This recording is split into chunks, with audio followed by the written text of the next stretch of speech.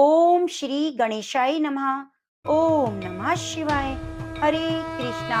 प्रेम से बोलिए लक्ष्मी नारायण भगवान की जय। आज मार्गशीर्ष मास के शुक्ल पक्ष की एकादशी तिथि है और इस एकादशी को मोक्षदा एकादशी के नाम से जाना जाता है। मोक्षदा का अर्थ होता है मोक्ष को देने वाली। इस दिन एकादशी के दिन भगवान श्री कृष्ण ने अर्जुन को भागवत गीता का उपदेश दिया था। इसलिए इस एकादशी को गीता जयंती के रूप में भी मनाया जाता है। ये ऐसा व्रत है जिसका पालन न सिर्फ भगवान श्री हरि को प्रसन्न करता है, अपितु वह मनुष्य को पूर्व जन्म के सभी पाप कर्मों से मुक्त करके सर्वोच्च गति प्रदान करता है। और ऐसे ही भगवान श्री नारायण की परम वल्लभा एकादशी मोक्षदा एकादशी है, जिसे गीता जयंती भी कहते हैं। और भगवान श्री कृष्ण गीता में कहते हैं, मासों में मैं मार्गशीर्ष मास हूँ। यह मास भगवान श्री कृष्ण को अत्यंत प्रिय है। जो भी व्यक्ति इस एकादशी के व्रत का पालन करता है, उसे अश्वमेघ यज्ञ के बराबर फल की प्राप्ति होती है और साथ ही साथ उसके पितृ, बंधु, सगे संबंधी सभी को मोक्ष की प्राप्ति होती है। तो आज मैं आपको सुनाने जा रही हूँ एकादशी के दिन एकादशी की बड़ी ही पवित्र और दुर्लभ कथाएं। एक बार नारद मुनि ने पृथ्वी लोक पर राधा नाम की महिमा सुनी और सुना कि वह श्री कृष्ण की सबसे बड़ी भक्त हैं। नारद जी को लगता था कि वह श्री हरि के सबसे बड़े भक्त हैं। अपने मन की शंका का निवारण करने के लिए नारद जी श्री कृष्ण के पास गए। श्री कृष्ण जी तो अंतर्यामी हैं, समझ गए कि नारद जी के मन में क्या शंका चल रही है। श्री कृष्ण जी ने सोचा, नारद जी को राधा रानी के प्रेम और भक्ति का अनुभव कराना पड़ेगा। जब नारद जी श्री कृष्ण जी के पास आए, तो श्री कृष्ण जी अपना सिर पकड़कर बैठे थे। नारद जी ने श्री कृष्ण जी से पूछा, प्रभु आपको क्या हुआ? तब कृष्ण जी कहने लगे, नारद जी मेरे सर में बहुत दर्द है। नारद जी ने पूछा, प्रभु आपके इस दर्द का निवारण कैसे होगा? तब कृष्ण जी ने कहा, अगर कोई मेरा सच्चा भक्त अपने चरणों को धोकर उसका चरणामृत मुझे पिलाए, तो मेरे सिर का दर्द ठीक हो जाएगा। नारद जी सोचने लगे कि मैं श्री हरि का सच्चा भक्त हूँ, लेकिन श्री कृष्ण को अपने चरणों का चरणामृत पिलाने से मुझे नरक तुल्य पाप लगेगा, इसलिए ऐसा पाप मैं अपने सिर नहीं ले सकता। नारद जी ने रुक्मणी से कहा, बाकी रानियों से कहा, लेकिन कोई भी इस पाप को अपने सर लेने को तैयार ना हुआ। नारद जी को राधा रानी की याद आई कि वह भी तो श्री कृष्ण की सच्ची भक्त हैं। नारद जी ने जाकर सारा प्रसंग राधा रानी को सुनाया। राधा रानी ने उसी समय एक बर्तन में जल लेकर अपने चरणों को धोकर और वह जल नारद को दे दिया और कहा, जल्दी से जाकर इसे श्री कृष्ण जी को दे दो। राधा रानी नारद जी से कहने लगी, मैं जानती हूँ कि इस बात के लिए मुझे नरक तुल्य पाप लगेगा।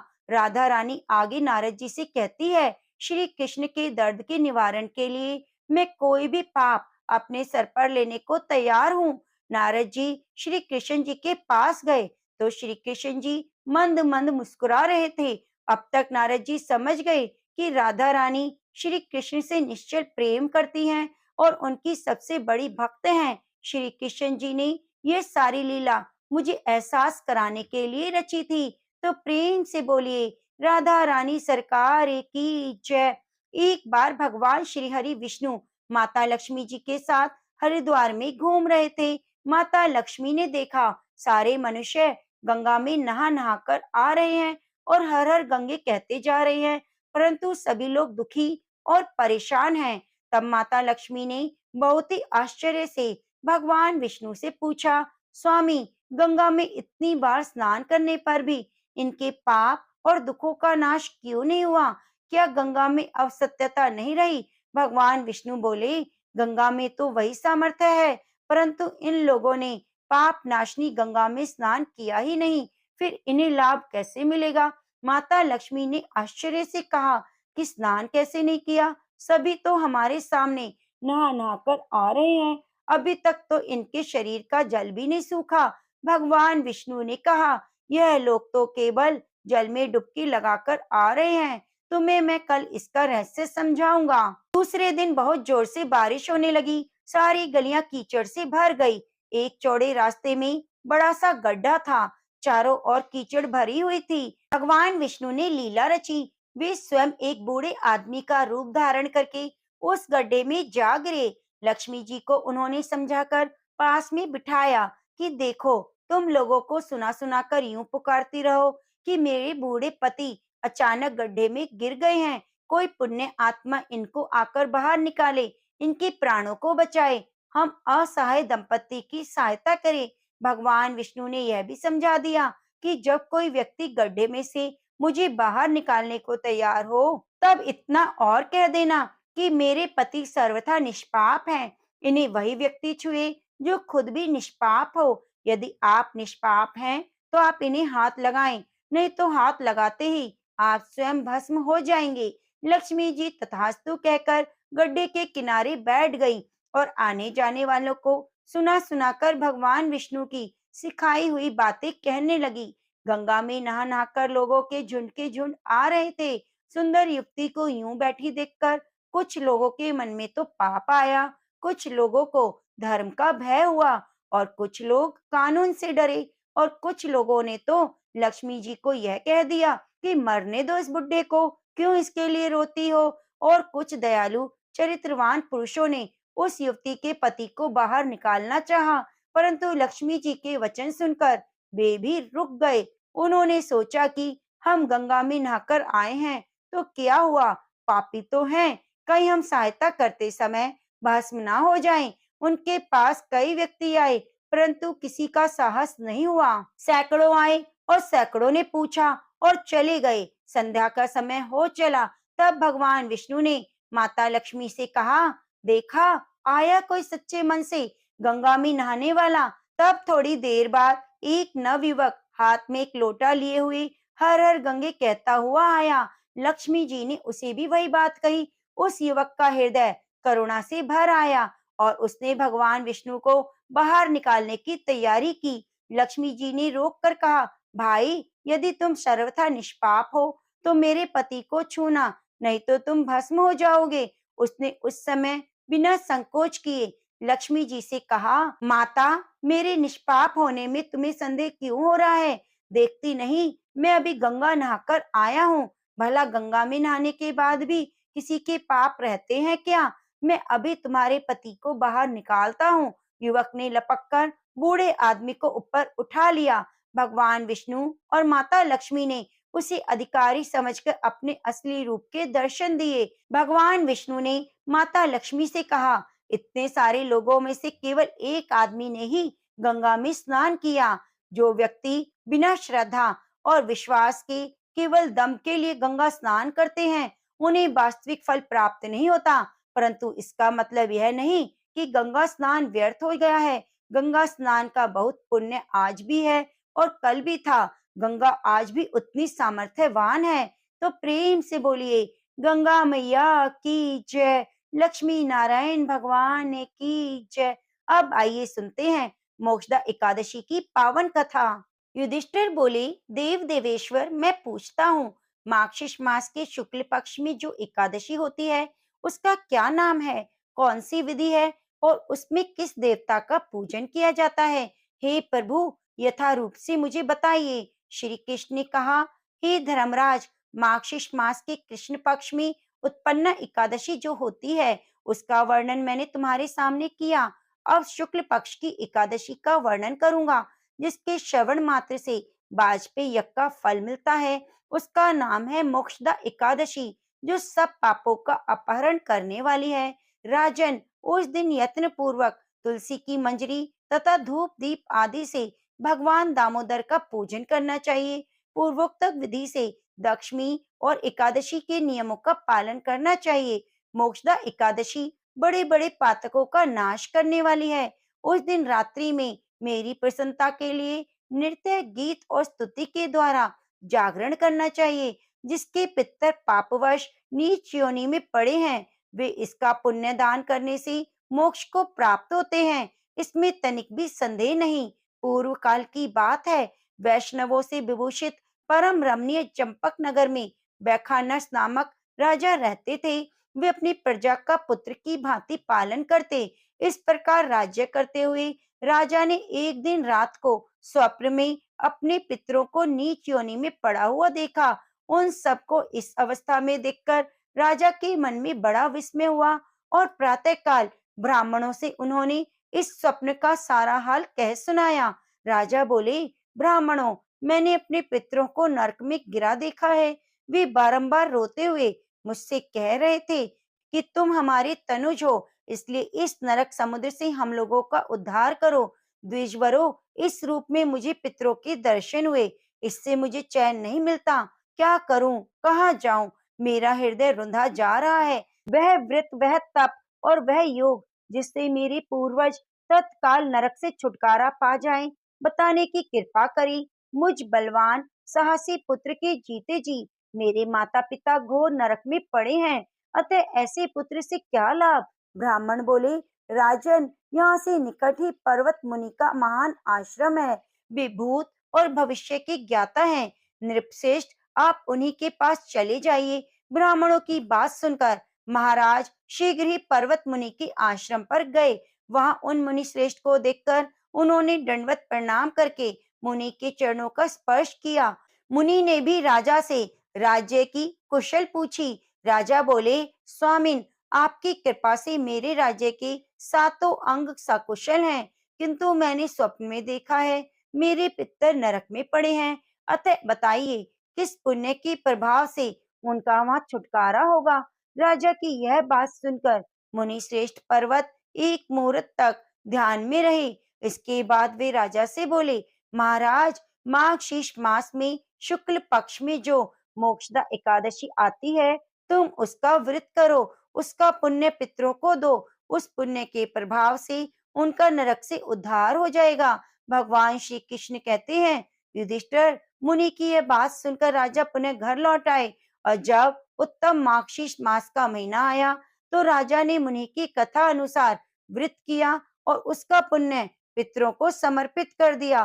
पुण्य देते ही क्षण भर में आकाश से फूलों की वर्षा होने लगी और बैखानस के पिता पितरों सहित नरक से छुटकारा पा गए और आकाश में आकर राजा के प्रति यह वचन बोले, बेटा, तुम्हारा कल्याण हो। यह कहकर वे स्वर्ग में चले गए।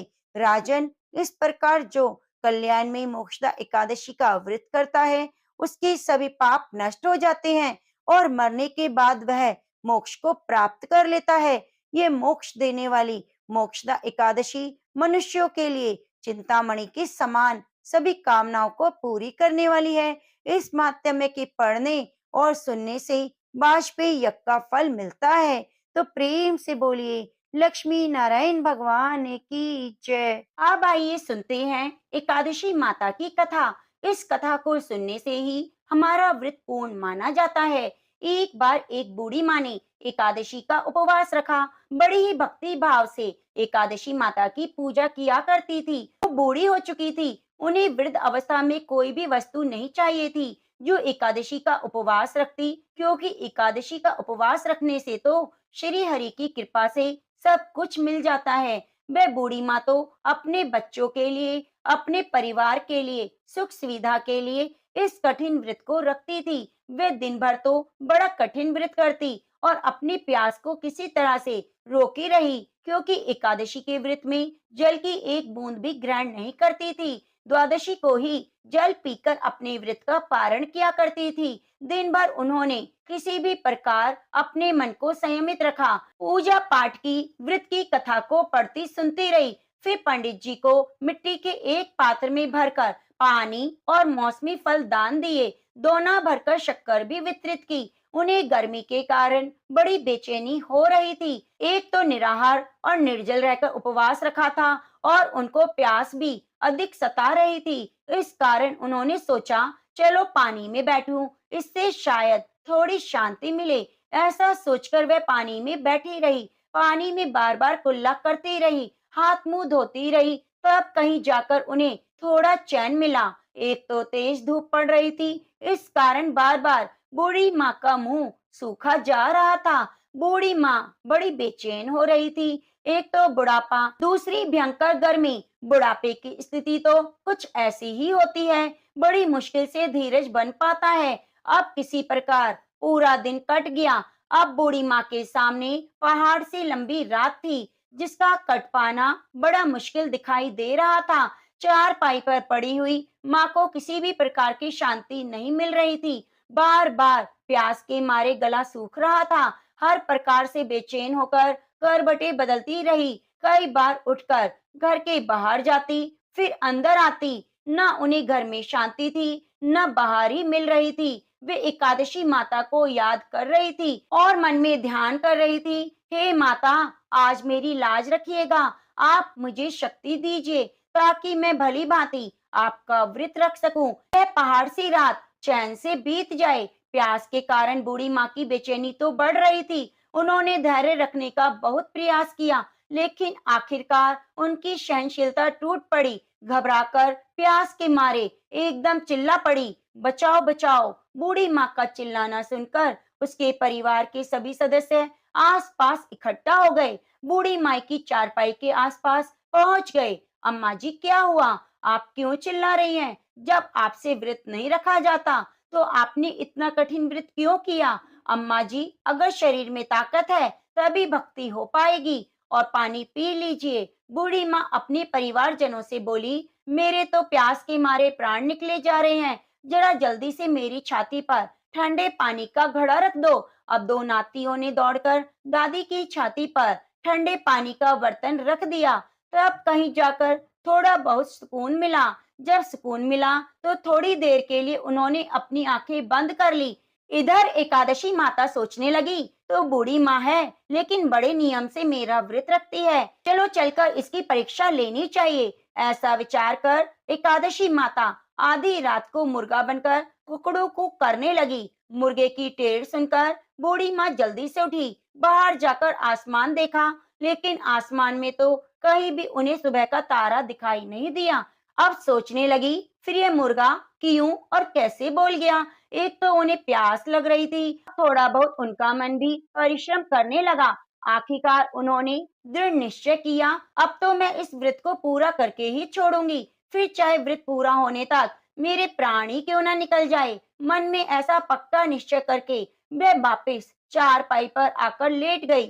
थोड़ी ही देर में एकादशी माता ने फिर परीक्षा लेनी चाहिए। एक छोटी कन्या का रूप धारण कर गिलास में मीठा पानी लेकर उनके सिरहाने खड़ी हो गई। जोर से बोली, दादी जी, सवेरा हो गया, हाथ मुंह धोकर शरबत पी लो। पहले तो शरबत का भरा हुआ गिलास देखकर बूढ़ी माँ का मन ललचाने लगा। प्यास के मारे गला सूख रहा था। एक छोटी सी कन्या का रूप धारण कर गिलास में मीठा पानी लेकर सिरानी खड़ी हो गई और जोर से बोली, दादी जी, सवेरा हो गया, हाथ मुंह धोकर शरबत पी लो। पहले तो शरबत का भरा गिलास देखकर बूढ़ी माँ का मन ललचाने लगा। प्यास के मारे गला सूख रहा था कि अचानक उनको याद आया, उनका तो एकादशी का उपवास है। फिर उन्होंने सोचा कि अभी तक किसी भी तरह से शरबत नहीं पी सकती। चुपचाप वापस चारपाई पर लेट गई। तभी उनकी आंखें लगी। उन्हें एहसास हुआ मानो किसी ने पानी से भरे कुएं में पटक दिया। बहुत देर तक कुएं में हाथ पांव चलाती रही, लेकिन इसी बीच में उन्होंने अपने मुंह में पानी की एक भी बूंद जाने नहीं दी, क्योंकि उनका एकादशी का उपवास जो था वह पक्के निश्चय के साथ अपना व्रत पालन करती रही। थोड़ी ही देर में ऐसा लगा मानो सामने आग जल रही हो। आग के कारण बड़ी भारी गर्मी लगने लगी। प्यास के मारे उनके प्राण निकलने लगे, लेकिन इतना सब होने के बाद भी बूढ़ी माँ ने पानी की एक भी बूंद नहीं पी। बस चारपाई पर बैठी रही, एकादशी माता का ध्यान करती रही। सवेरा होने में कुछ ही समय था। यह जानकर बड़ी तसल्ली के साथ इधर उधर घूमने लगी। एकादशी माता अब ये अच्छी तरह समझ गई कि इस बूढ़ी माँ को किसी भी प्रकार से अपने व्रत से नहीं टाला जा सकता। उनके सत्य व्रत को भली भांति समझती थी। अब सवेरा हो गया। बूढ़ी माँ ने स्नान किया, भगवान श्री हरि का पूजन किया, एकादशी माता की कथा सुनी, ब्राह्मणों को दक्षिणा देकर भोजन कराया, तो कहीं जाकर उन्होंने जल ग्रहण किया। कन्याओं को भोजन कराने के बाद बूढ़ी माँ ने स्वयं भोजन किया। इसके प्रभाव से बूढ़ी अम्मा की आयु में वृद्धि हो गई, उनका घर परिवार हरा भरा हो गया। उनके घर में अब किसी भी चीज की कमी ना थी, हर प्रकार की सुख सुविधा थी। नाती नातिन से उनका घर भर गया। वह उसी दिन से 12 महीने की एकादशी का व्रत करने लगी। एकादशी माता के व्रत के पुण्य प्रभाव से इस संसार में सब सुख भोगकर अंत में बैकुंठ धाम को चली गई। हे एकादशी माता, जैसे अपने बूढ़ी माँ के परिवार को हरा भरा किया, वैसे हम सभी के परिवार को करना। प्रेम से बोलिए लक्ष्मी नारायण भगवान की जय हो।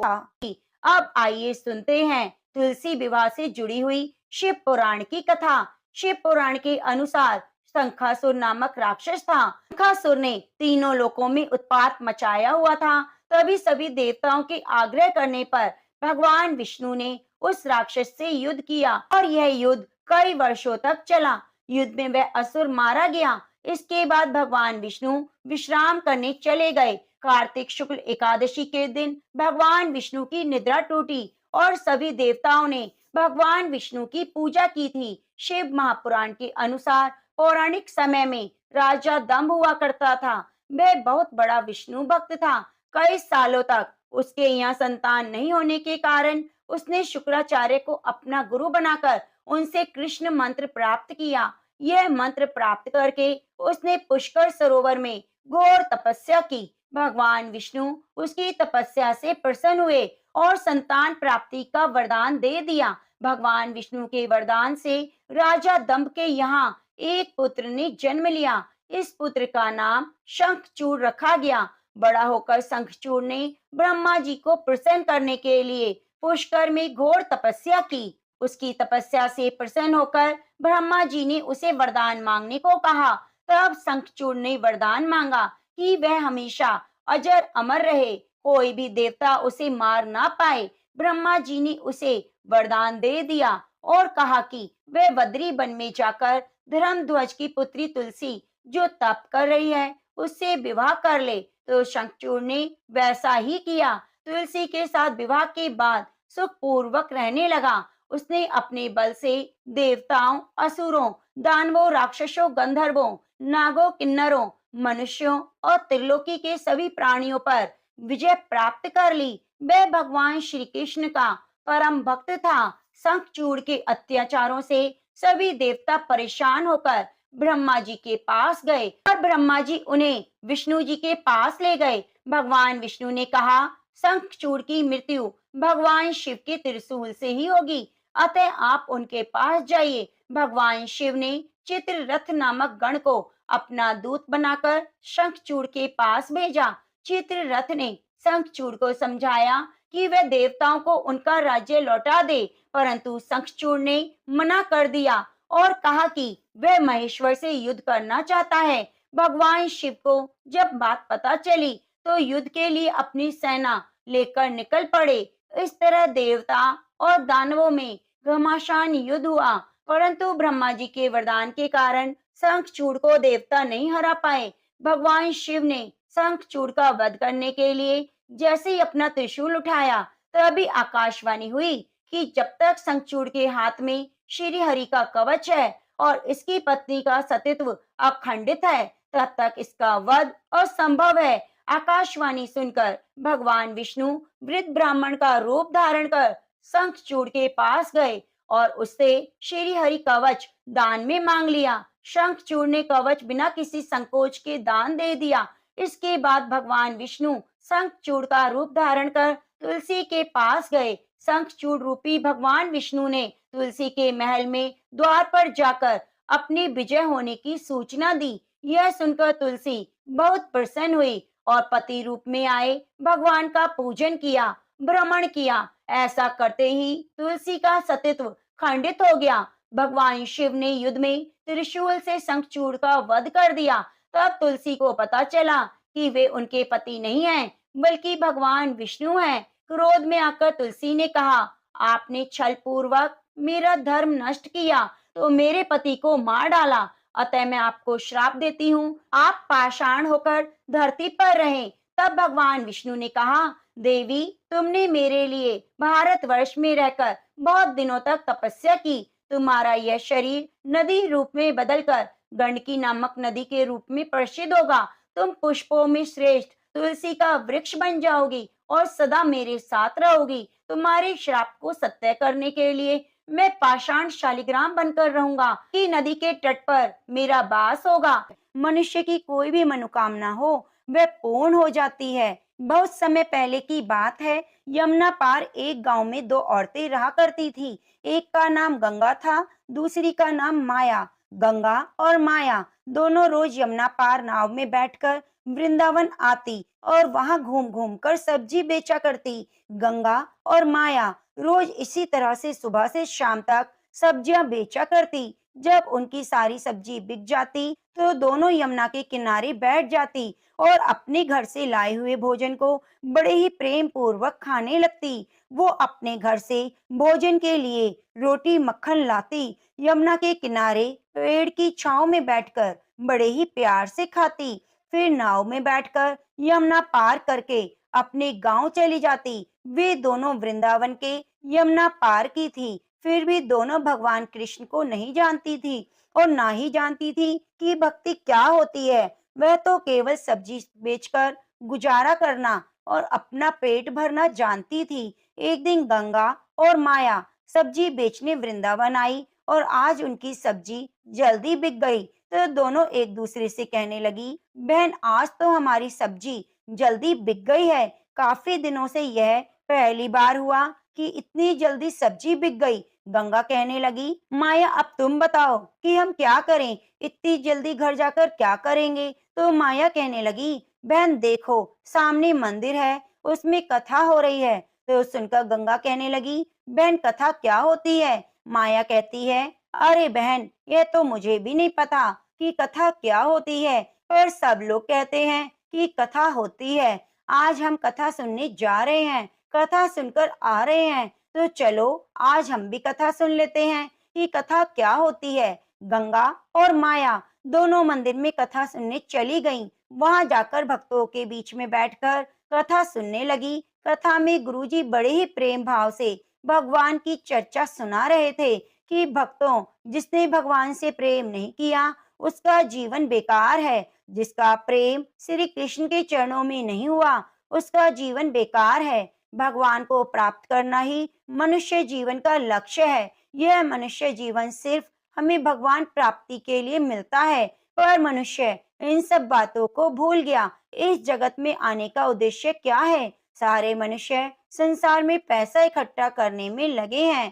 तो इस तरह की बातें सुनकर गंगा और माया दोनों बहुत ही प्रभावित हुई। फिर वह नदी किनारे एक दूसरे से कहने लगी, बहन माया देखो गुरुजी आज क्या कह रहे थे कि भगवान कृष्ण के चरणों में अगर प्रेम नहीं हुआ तो मनुष्य जीवन बेकार है। फिर माया कहती है, बहन गंगा क्या हमारा जीवन बेकार है? तो गंगा कहने लगी, गुरुजी की बातें सुनकर तो ऐसा ही लगता है। तो माया कहने लगी, बहन तू बता कभी तूने कृष्ण भगवान को देखा है? गंगा कहने लगी, अरे बहन मैं तो हर समय तेरे साथ रहती हूँ, मुझे भगवान कृष्ण के दर्शन कैसे होंगे? दोनों आपस में चर्चा करते हुए पूछती हैं कि भगवान न जाने कहाँ मिलेंगे, हमें भगवान के दर्शन कैसे होंगे। तो वह दोनों इस तरह चर्चा कर रही थी कि इतने में वहां से एक संत जी गुजरे। तो गंगा साधु को देखकर बोली, बहन मुझे लगता है भगवान साधु संतों के पास जरूर रहते होंगे, तो चलो इनके पास से भगवान को लेकर आते हैं। तो वह साधु अपना झोला और सामान यमुना के किनारे रखकर स्नान करने लगा। तो गंगा और माया दोनों यमुना किनारे गईं और चुपके से साधु का झोला उठाकर आने लगी। तो झोला उठाकर दोनों ने झोले के अंदर देखा तो उन्हें एक डब्बा दिखाई दिया। जैसे उन्होंने डब्बा खोला तो उसके अंदर लड्डू गोपाल जी थे। लड्डू गोपाल को देखकर गंगा कहने लगी, बहन माया भगवान मिल गए, ये देखो भगवान यह डिब्बे में बैठे हैं। भगवान लड्डू गोपाल को देखकर माया रोने लगी। फिर गंगा बोली, अरे बहन क्यों रो रही है, अब तो हमें भगवान मिल गए। तो वह कहती है, हे भगवान आपको बाबा जी ने इतने समय से डिब्बे में बंद करके रखा, अरे देखो तो सही भगवान का एक पाँव टेढ़ा हो गया है। मुझे तो लगता है यह बाबा भगवान को डराता धमकाता है। प्रभु, अभी तो बाबा यहाँ नहीं है, वो तो स्नान कर रहे हैं। आप थोड़ी देर के लिए पाँव सही कर लीजिए। पर भगवान अपना पाँव सही नहीं किया। तो गंगा कहने लगी, भगवान तो अपना पाँव सीधा नहीं कर रहे। मुझे तो लगता है इतने समय से डिब्बे में बंद रहने के कारण इनका पाँव अकड़ गया है। ना जाने इस बाबा ने भगवान को डिब्बे में कब से बंद कर रखा है। चलो कोई बात नहीं, अब तुम्हारा पाँव मैं सीधा करूंगी। यह कहकर उन्होंने अपने खाने की पोटली में से मक्खन निकाला और भगवान जी के पैरों की मालिश करने लगी। तो भगवान उन दोनों के इतने प्रेम को देखा, उनकी श्रद्धा भक्ति पर रीझ गए और अपने भक्त के प्रेम के लिए अपने हाथ पांव सीधे कर लिए। यह देखकर माया बहुत खुश हुई और कहने लगी, एक माया, भगवान ने मालिश करने से अपने हाथ पांव सीधे कर लिए हैं। और कहने लगी, हाथ पांव तो सीधे कर लिए हैं, परंतु मुझे लगता है भगवान को बहुत जोरों की भूख लगी है, क्योंकि बाबा ने पता नहीं इन्हें कुछ खिलाया है या नहीं। चलो हम इन्हें खाना खिला देते हैं। इतना कहकर गंगा और माया अपने भोजन के लिए लाई हुई रोटी और मक्खन का भोग भगवान को लगाने लगी। इतने में वहां साधु स्नान करके आ गए और साधु बाबा को देखकर गंगा और माया वहां से भागने लगी। भागते भागते कुछ दूरी पर जाकर रुक गई और कहने लगी, अरे ओ बाबा, आपने भगवान को इतना डराया धमकाया, डिब्बे में बंद कर दिया। इतना डराया धमकाया ना करो। तुम्हारा तो डरा धमकाकर एक डिब्बे में बंद कर दिया, तो वो डिब्बे में बैठे बैठे अपने हाथ पांव टेढ़े करके बैठ गए। उनका पांव तो टेढ़ा ही रह गया। आज हम ना देखती तो पता नहीं क्या होता। देखो, हमने उनका पांव सीधा कर दिया है। अब तुम उन्हें फिर से टेढ़ा मत कर देना। जब साधु ने लड्डू गोपाल को देखा, तो लड्डू गोपाल के दोनों हाथ पैर बिल्कुल सीधे थे। यह चमत्कार देखकर उन दोनों महिलाओं को रोकने के लिए उनके पीछे भागे। बोले, रुक जाओ, भागो मत, मैं तुम्हें कुछ नहीं कहूंगा। वे दोनों बाबा की बात सुनकर नहीं रुकी। उन्हें डर था कि हमें पकड़कर कहीं मारे ना। तो बाबा की बात बिना सुने ही वहां से भाग गई। अगले दिन फिर गंगा और माया सब्जी बेचने वृंदावन आई, तो आज भी उनकी सब्जी जल्दी बिक गई। सब्जी बेचने के बाद फिर से मंदिर में कथा सुनने गईं। कथा में गुरुजी भगवान के नाम की महिमा का चर्चा कर रहे थे। उन्होंने कहा कि भक्तों, अगर आप राधे श्याम जपोगे तो भव सागर से पार हो जाओगे। इसलिए भगवान के नाम को हमेशा जपते रहना चाहिए। कथा सुनकर दोनों अपने घर के लिए जाने लगी। तो माया कहने लगी, बहन गंगा, तुमने सुना है गुरुजी क्या कह रहे हैं? राधे श्याम जपोगे तो भवसागर से पार हो जाओगे। अगर राधे श्याम नाम लेने से हम भवसागर से पार हो जाएंगे, तो यमुना भी पार कर सकते हैं। तो गंगा कहने लगी, हाँ बहन, हम रोज इस पार से उस पार आते हैं। हमारा रोजाना 1 रुपया नाव का किराया लगता है, तो जो भी कमाते हैं वे खर्च हो जाता है। अब से हम राधे श्याम जपेंगे और बिना पैसा खर्च किए यमुना पार कर जाएंगे। तो गंगा और माया ने गुरु के कहे अनुसार राधे श्याम जपना शुरू किया और जपते जपते यमुना की ओर चलने लगी। वहां पहुंचकर यमुना जी के पानी के ऊपर चलने लगी। दोनों राधे श्याम जपती और पानी के ऊपर चलती रही। इस तरह दोनों ने यमुना को पानी के ऊपर चलकर पार कर लिया। इस तरह देखकर दोनों तो बहुत खुश हुई। गंगा और माया का श्री कृष्ण के प्रति प्रेम और विश्वास बढ़ गया।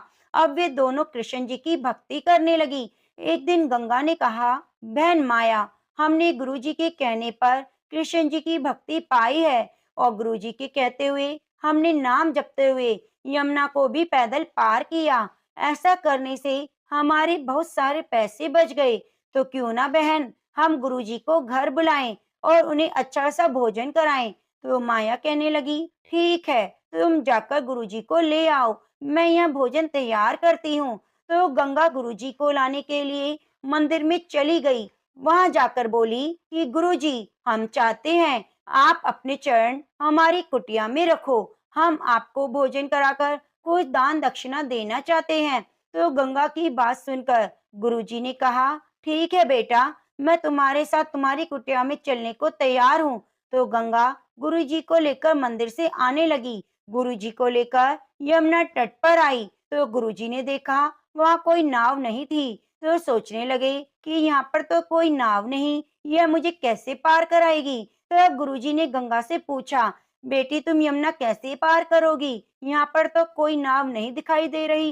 गंगा सोचने लगी, जिस तरह राधे श्याम बोलकर यमुना पार कर लेती हैं वो, उसी तरह गुरुजी भी राधे श्याम का जप करते हुए यमुना पार करते होंगे। तो गंगा ने राधे श्याम बोला और यमुना पर चलने लगी। थोड़ी दूर जाकर गंगा ने पलट कर देखा तो गुरुजी तो यमुना के किनारे खड़े थे।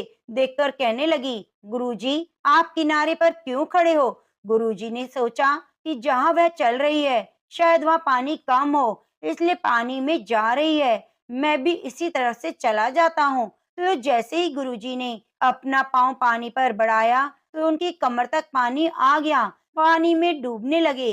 तो गुरुजी कहने लगे, यहाँ तो पानी बहुत गहरा है और ये पानी में पता नहीं कैसे चल रही है। यह कोई आम महिला नहीं, मुझे तो कोई ये चुड़ैल लगती है जो पानी पर चल रही है। गुरुजी को पानी में डूबा हुआ देखकर गंगा घबरा गई और गुरुजी को लेने वापस आने लगी। गुरुजी के पास आकर उनका हाथ पकड़कर राधे श्याम जपती रही और पकड़कर ले जाने लगी। तो गुरुजी डर के मारे कहते हैं, अरे मुझे छोड़, मुझे क्यों लेकर जाती है? मुझे क्यों मारना चाहती है? मैंने क्या बिगाड़ा? लेकिन गंगा ने गुरुजी की बात का कोई जवाब नहीं दिया। वह तो हाथ पकड़कर गुरुजी को थामे जा रही थी और राधे श्याम जप रही थी। तो गुरुजी कहने लगे, हे भगवान, यह तो मुझे लगता है यमुना के बीच में ले जाकर मारेगी। तो इतने में गंगा गुरुजी को लेकर यमुना पार हो गई और कहने लगी, गुरुजी हम यमुना पार आ गए हैं। और गुरुजी तो डर के मारे कांप रहे थे।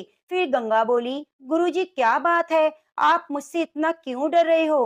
गुरुजी कहने लगे, तुम मुझे मारना चाहती हो, मैंने क्या बिगाड़ा है? तुम कौन भूतनी हो? तो गुरुजी की बात सुनकर गंगा कहने लगी, मैं कोई भूतनी चुड़ैल नहीं हूँ, मैं आपकी शिष्य हूँ। तो उसकी बात सुनकर गुरुजी कहते हैं, हे भगवान, मैंने कब भूतनी को अपना शिष्य बनाया? तो गंगा कहने लगी, गुरुजी आप ये क्या कह रहे हैं? आपने तो कथा में बताया कि राधे श्याम जपोगे तो भव सागर से पार हो जाओगे। हमने सोचा राधे श्याम जपने से भव सागर से पार हो जाएंगे तो यमुना से भी पार हो जाएंगे। अब तो हम रोजाना राधे श्याम जपते हैं और यमुना जी को पार कर लेते हैं। अब हमें कोई नाव की जरूरत नहीं। गंगा की बात सुनकर गुरुजी हैरान हो गए और गंगा से कहने लगे, हे बेटी, तुमने अपने गुरु के वचनों पर इतना दृढ़ विश्वास रखा कि उसके बल पर तुमने यमुना के पानी पर चलकर यमुना को पार कर लिया। बेटी तुम महान हो, तुम्हारा प्रभु के प्रति प्रेम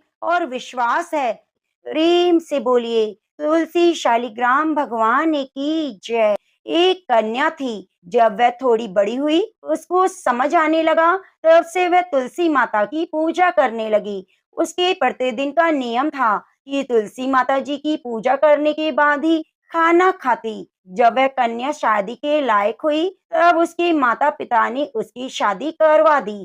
कन्या को उसके माता पिता ने दहेज में एक तुलसी का गमला दिया। ससुराल में वह प्रतिदिन सवेरे उठती, पूजा करती, उसके बाद ही खाना खाती। उसकी दो जेठानियां थी, वे दोनों उसका मजाक उड़ाती कि बड़ी नियम धर्म वाली बनती है। उन दोनों को उससे बहुत ईर्ष्या होती, इसलिए वे दोनों तुलसी जी का गमला छुपा देती। वह कन्या बड़ी मुश्किल से गमला ढूंढ कर लाती और अच्छे से पूजा करती, फिर खाना खाती। वह गमला ढूंढ कर लाती तो एक दिन उसकी जेठानियों ने क्या किया कि गमला ही दूर फेंक दिया।